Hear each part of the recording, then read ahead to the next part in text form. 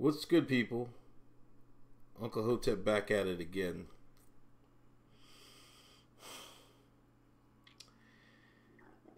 And I got more foolishness. More shine talk. The shine talk is going absurd. Has gone absurd. You know, there was, I can't remember what college it was. Some president had put cotton decor on the middle of the tables. It served them fried chicken. I don't know if they put watermelon on there as well.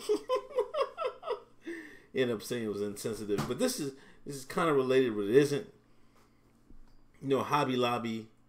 You know, I think I've been in the store a couple times. You know, sell crafts and shit like that. It's not like I go shopping at Hobby Lobby all the time, but you know, people go get their stuff. And this one lady goes in the Hobby Lobby, sees some cotton plants, and sees these right here. Y'all see them right here. Y'all see it. These cotton plants. And then goes to Facebook. You know, as soon as you see something wrong and, you know, you're offended, fake offended by something, you got to go online, go to their Twitter, the company's Twitter or their Facebook, and let them have it. And this is what this shine says.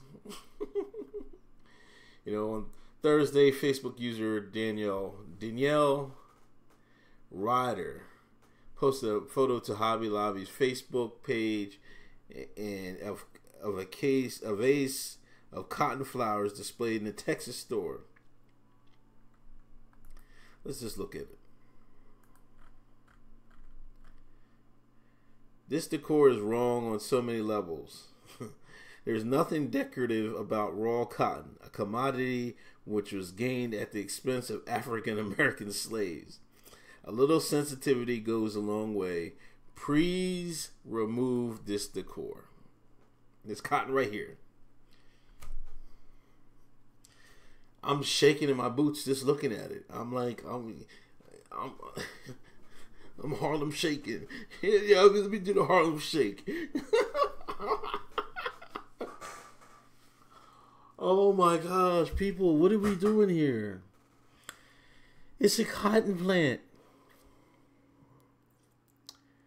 There's nothing insensitive about a cotton plant.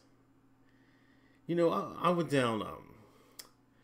My dad's side of his family is actually from North Carolina. He came up north, I guess in his 20s, late 20s, and lived up here ever since. But he grew up in North Carolina. And, you know, I used to go back down there when I was a kid. My brother lives down there, my uncles, my nephews, a couple of my nephews, my nephew and niece, they live down there still.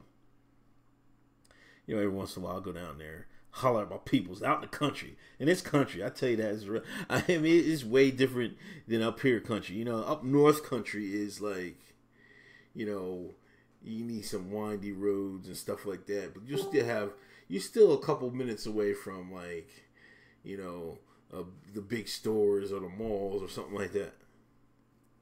Down there country, man, you out in the sticks, man. Like, goodness gracious. You gotta drive 20, 30 miles just to get to Walmart. I'm like, man, what the hell is we going? I'm like, yo. Then you go to Walmart. They be hanging out in Walmart late at night. I'm like, man, I want to go to Walmart. That's where the women be at on Saturday night.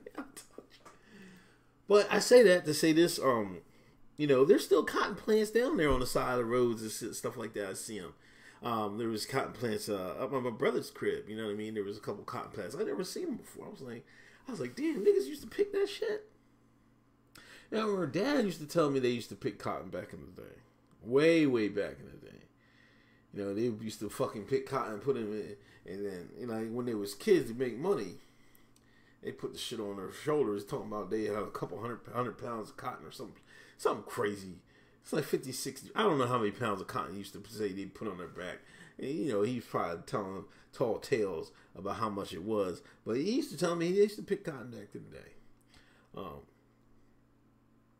I don't, I don't, see what's so offensive by this. You know what I mean? I would almost buy that if it matched my kitchen. I would put that in my kitchen.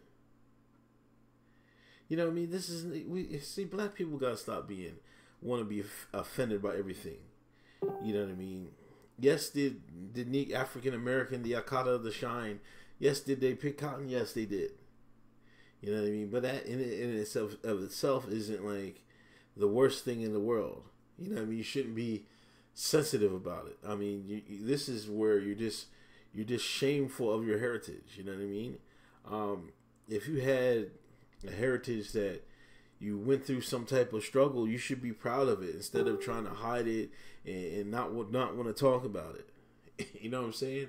I think a lot of times African Americans look at slavery the wrong way. You know what I mean? You should be not to say it was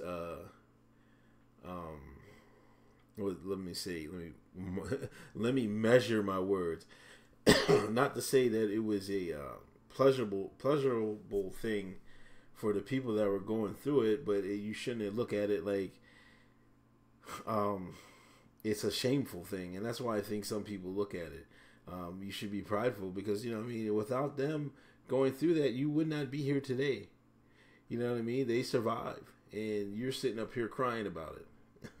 The same thing your ancestors did to live. You're sitting there crying about it, saying it's insensitive and highly liable. You should take it down. Y'all gotta be kidding me, man. Y'all gotta relax, man. Y'all get on my damn nerves, man.